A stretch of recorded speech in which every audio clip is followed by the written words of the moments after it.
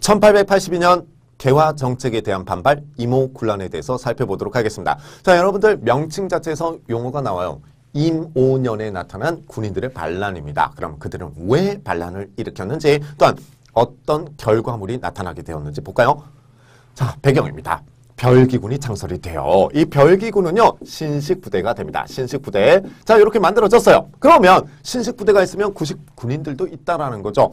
이 구식군인들이 불만이 쌓였다라는 거예요. 특히나 월급 부분이 되는데, 자, 월급을 쌀로 지급받았거든요. 그런데 월급을 안 줬어요. 근 1년 동안이나 1년 가깝게. 그런데 이 군인들이 막 열받아 있을 거 아니에요. 구식군인들이. 그런데 이 별기군은요, 너무 잘 나와요. 밥도 잘 나오고 월급도 잘 나오고. 얘네들을 안 주고 불만이 증폭되죠.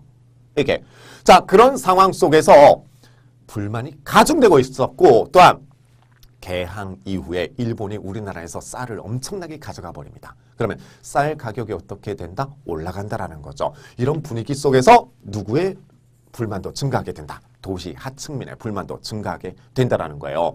자, 그러면서 군인들이 반란을 일으켜버립니다. 더 이상 못 참겠다라는 거죠. 쌀을 배급받았는데, 월급으로 받았는데 겨와 모래가 섞여 있었던 거예요. 그래서 들고 일어나 버린 게 임오군란이 된다라는 거. 보세요. 90군대 군인들이 들고 일어났고요. 여기에 쌀값 폭등으로 지쳐있던 도시 하층민도 같이 봉기를 하게 됩니다. 그러면 당시 권력자들을 처단하기 시작하는 거죠. 그래서 이래요. 민씨 고관을 살해하고요. 민씨 정권이 많았기 때문에, 셌기 때문에, 그리고 이 모든 게 누구 때문이다? 일본 때문이다. 라고 하면서 공사관도 습격을 하게 됩니다. 그 과정 속에서 명성황후는요, 장호원이란 지역으로 도망을 가게 돼요. 그러면 누군가 왕실의 대표가 나와야 될 거 아니에요. 그래서 흥선대원군이 다시 재집권을 하게 됩니다. 뒷방 늙은이로 자리 잡고 있었던요, 흥선대원군이 임오군란을 계기로 해서 다시 메인으로 등장을 하게 되는 거예요. 자, 그런데 가만히 있을 명성황후가 아니죠. 명성황후가 청나라에 도움을 요청하게 되면서 청나라 군대가 파견이 됩니다.